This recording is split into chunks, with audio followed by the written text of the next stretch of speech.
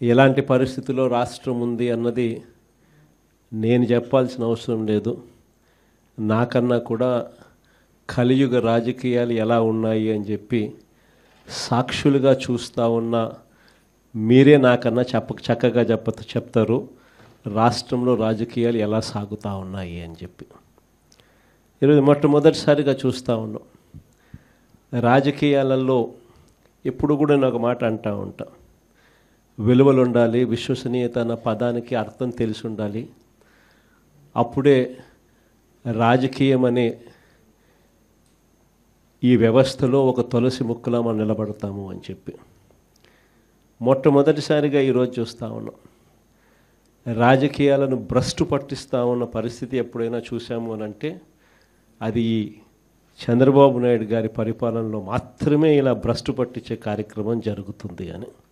ప్రజాస్వామ్య పద్ధతిలో ప్రజాస్వామ్యబద్ధంగా ఎన్నిక కాబడ్డ ఎంపీటీసీలను, జెడ్పీటీసీలను, కౌన్సిలర్లను, ఇలా అనేక పదవుల్లో ఎన్నిక కాబడ్డ ఈ ప్రజాప్రతినిధులను ఈరోజు చంద్రబాబు నాయుడు గారు అనే వ్యక్తి తనకు బలం లేకపోయినా,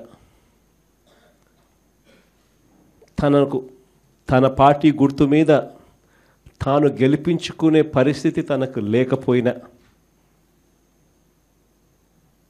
వేరే పార్టీ మీద గెలిచిన వ్యక్తులు వీళ్ళు అని తెలిసి ఉన్న, తానే ముఖ్యమంత్రిగా ఉన్నాడు, తానే ప్రజాస్వామ్యాన్ని పరిరక్షించాల్సిన బాధ్యతలో తానే ఉన్నాడు అన్న సంగతి కూడా తనకు తెలిసి ఉన్న, తానే దగ్గరుండి స్వయంగా ప్రజాస్వామ్యాన్ని ఖూనీ చేస్తూ ఉన్న పరిస్థితి ఈ రాష్ట్ర రాజకీయాలలో ఈరోజు జరుగుతూ ఉన్నాయంటే అది ఎంతటి దౌర్భాగ్యపు పాలన అని చెప్పి చెప్పడానికి వేరే ఉదాహరణ అవసరంలా.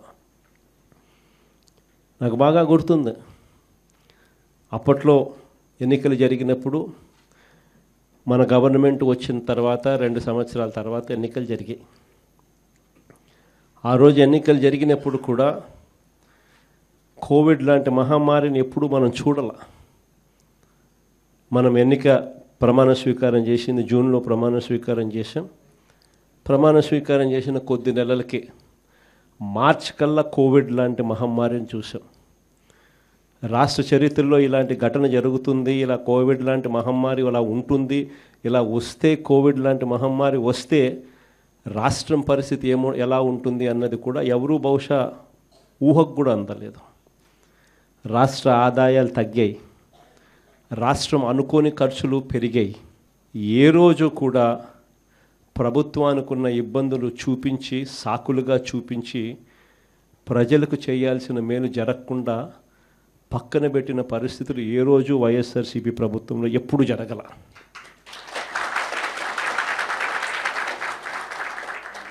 మనకున్న సమస్యలు ఎన్నున్నా కూడా చిక్కటి చిరునవ్వునే చూపించి ఎన్నికల వేళ ఏదైతే మాట చెప్పామో ఆ చెప్పిన ప్రతి హామీని, ఆ మేనిఫెస్టోలో చెప్పిన ప్రతి హామీని సీఎంఓలో నా దగ్గర నుంచి మొదలెడితే ఆ పాంఫ్లెట్ కాగితం కలెక్టర్ల కార్యాలయాల దగ్గర నుంచి, సచివాలయాలు సెక్రటేరియట్లో ఉన్న హెచ్ఓడి కార్యాలయాల దగ్గర నుంచి, సెక్రటరీలుగా పనిచేస్తూ ఉన్న అధికారుల దగ్గర వరకు కూడా ప్రతి కార్యాలయంలోనూ కూడా ఈ మేనిఫెస్టో అన్నది ప్రతి కార్యాలయంలోనూ కూడా డిస్ప్లే పెట్టి ప్రతిరోజు దాన్ని నా దగ్గర నుంచి, మంత్రుల దగ్గర నుంచి, సెక్రటరీల దగ్గర నుంచి, కలెక్టర్ల దగ్గర నుంచి, హెచ్ఓడీల దగ్గర నుంచి ప్రతి ఒక్కరూ దాన్ని చూసేట్టుగా చేసి ప్రతిరోజు దాని గురించి ఆలోచన చేసి ఏకంగా ఎన్నికల్లో మేనిఫెస్టోలో చెప్పిన హామీలన్నీ 99% అమలు చేసిన పాలన ఏదైనా జరిగింది అని అంటే అది వైఎస్ఆర్సీపీ పాలన అని చెప్పడానికి గర్వపడతాను.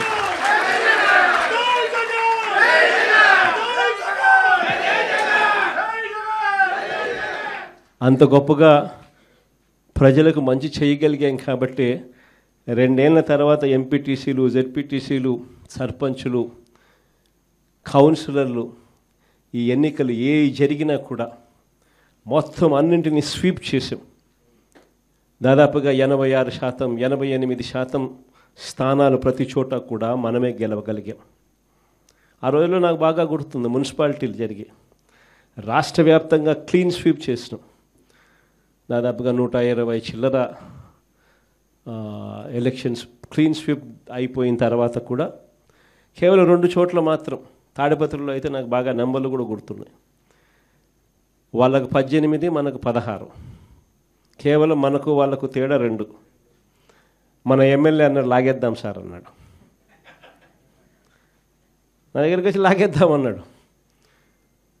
ఎమ్మెల్యే నేను హౌస్ అరెస్ట్ చేయించిన, నేనే స్వయంగా మన ఎమ్మెల్యేని హౌస్ అరెస్ట్ చేశాడు, ఎన్నిక సవ్యంగా జరిగించిన.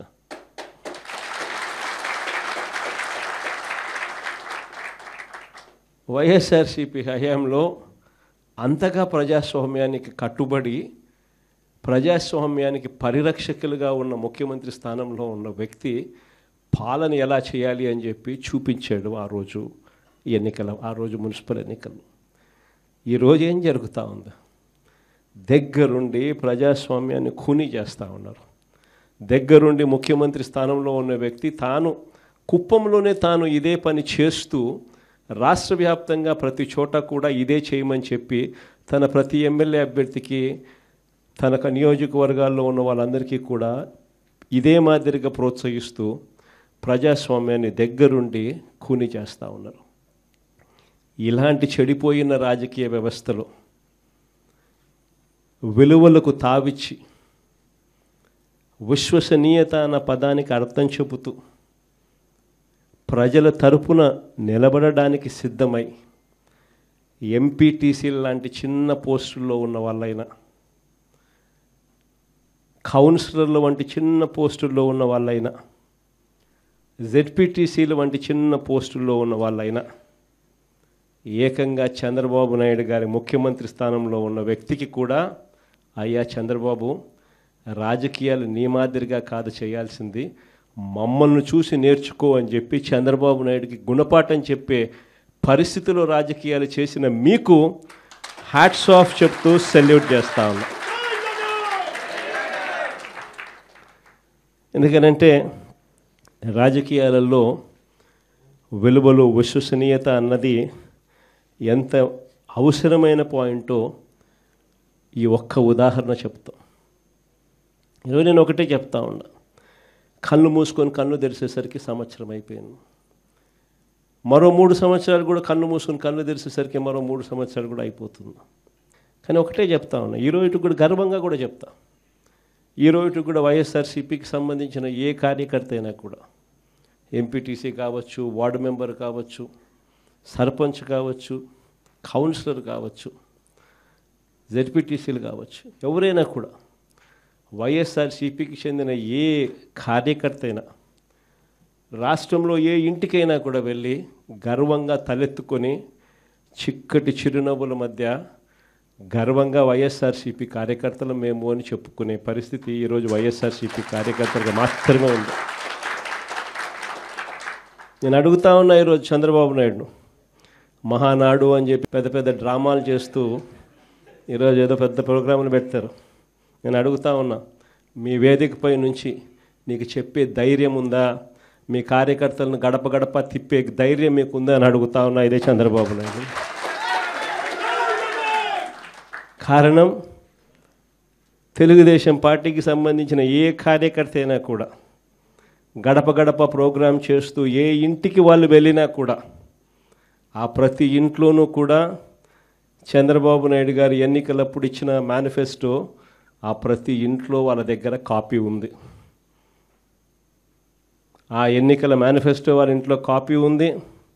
ఎన్నికలప్పుడు వీళ్ళు పబ్లిసిటీ ఇస్తూ వీళ్ళు మర్చిపోతారేమో అని చెప్పి 1కి 2 సార్లు 3 సార్లు 4 సార్లు కార్యకర్తలందరినీ కూడా తిప్పుతూ ప్రతి ఇంటికి వెళ్ళి వీళ్ళు చెప్పిన మాటలు ప్రతి ఇంట్లోనూ కూడా ప్రజలకు గుర్తుంది. వీళ్ళు ఇచ్చిన బాండ్లు ప్రతి ఇంట్లో కూడా ఈ రోజుకి ఉన్నాయి. ఒకవైపున చంద్రబాబు ప్రభుత్వం ఇచ్చిన ఏ హామీని నెరవేర్చకుండా సూపర్ 6లు, సూపర్ 7లు గాలి కుదిలేసి 143 హామీలను పూర్తిగా పక్కకు వదిలేసి ఇంతకుముందు చెప్పినట్టుగా చిన్న చిన్న హామీలు, ఏది బస్సు, ఇది పెద్ద హామీ కూడా కాదు, చిన్న చిన్న హామీలు. మా కడపలో మహిళలందరూ ఎదురు చూస్తూ ఉన్నారు, ఎప్పుడెప్పుడు చంద్రబాబు ఇది చెప్తాడా, ఎప్పుడెప్పుడు ఇది అయిపోతుందా, విశాఖపట్నం పోయి అట్లా రావచ్చు కదా, పొద్దున పోయి సాయంత్రానికి విశాఖపట్నం రావచ్చు కదా అని చెప్పి మా వాళ్ళందరూ ఎదురు చూస్తూ ఉన్నారు. ఇటువంటి చిన్న హామీలు కూడా పట్టించుకునే పరిస్థితులు. గ్యాసు, అది ఇంకొక చిన్న హామీ. ఆ గ్యాస్ కూడా కనీసం ఆ సిలిండర్లన్నీ కరెక్ట్గా ఇచ్చినారంటే అది మోసమే. ఇటువంటి చిన్న చిన్న హామీల దగ్గర నుంచి మొదలు పెడితే 143 హామీలకు గతి లేదు, సూపర్ 6కు గతి లేదు, సూపర్ 7కు గతి లేదు. మరోవైపున చూస్తే రాష్ట్రంలో పరిస్థితి ఎలా ఉంది? మరోవైపున వ్యవస్థలన్నీ పూర్తిగా నిర్వీర్యమైపోయిన పరిస్థితి. చదువులు పూర్తిగా పడకెక్కే, గోరుముద్ద స్కూళ్ళల్లో నాసిరకం ఫుడ్తో తినలేని పరిస్థితిలో ఈరోజు స్కూళ్ళు ఉన్నాయి. స్కూళ్ళల్లో ఇంగ్లీష్ మీడియం పడకేసింది. 3వ తరగతి నుంచి పిల్లలకు టోఫుల్ చెప్పిస్తూ, టోఫుల్ను ఒక పీరియడ్గా ఇంట్రడ్యూస్ చేస్తూ మన పిల్లలు గొప్పగా ఇంగ్లీష్ నేర్చుకోవాలని ఆరాటపడిన మన పాలనతో చూస్తే వీళ్ళు వస్తూనే టోఫుల్ పీరియడ్ని ఎత్తేసినారు. నాడు నేడు పనులు ఆగిపోయాయి.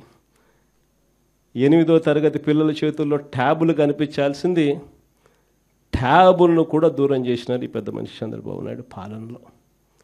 అమ్మ ఒడి ఇస్తూ తల్లులను ప్రోత్సహించాల్సింది పోయి అమ్మ ఒడికి పంగనామాలు పెట్టినాడు ఈ పెద్ద మనిషి చంద్రబాబు నాయుడు. మరోవైపు చూస్తే ఫీజు రీయింబర్స్మెంట్ లేదు, మరోవైపు చూస్తే వసతి దీవెన లేదు. సంవత్సరం అయిపోయింది, ఇంతవరకు పిల్లలకు కట్టాల్సిన ఫీజులు 0. ప్రతి 3 నెలలకు ఒకసారి, 3 నెలలు అయిపోయిన వెంటనే మన ప్రభుత్వంలో క్వార్టర్ అయిపోయిన వెంటనే మనం ఫీజులు ఇచ్చేవాళ్ళం. నెక్స్ట్ క్వార్టర్ లేక పడుతూనే ప్రతి క్వార్టర్ ఫీజులు మనం 3 నెలలకు ఒకసారి అయిపోయిన వెంటనే ఇచ్చే పరిస్థితి నుంచి ఈరోజు సంవత్సరం అయిపోయింది, ఫీజుల గురించి పట్టించుకునే నాతులు లేడు.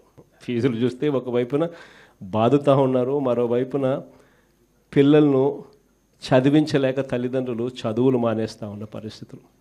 వసతి దీవెన పడకేసేస్తుంది.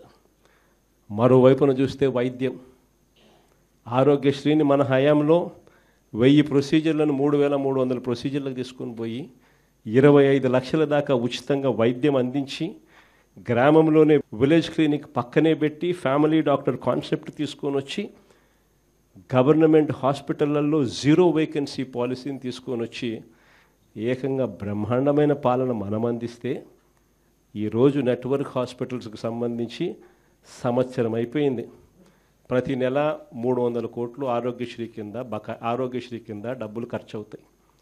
సంవత్సరం అయిపోయింది, 3600 కోట్లు, 300 ఇంటూ 12 నెలలు రూపాయిల ఆరోగ్యశ్రీ హాస్పిటల్ మొత్తం, నెట్వర్క్ హాస్పిటల్స్ మొత్తం పూర్తిగా ఆరోగ్యశ్రీ పేషెంట్ను చూడడం మానేసినారు.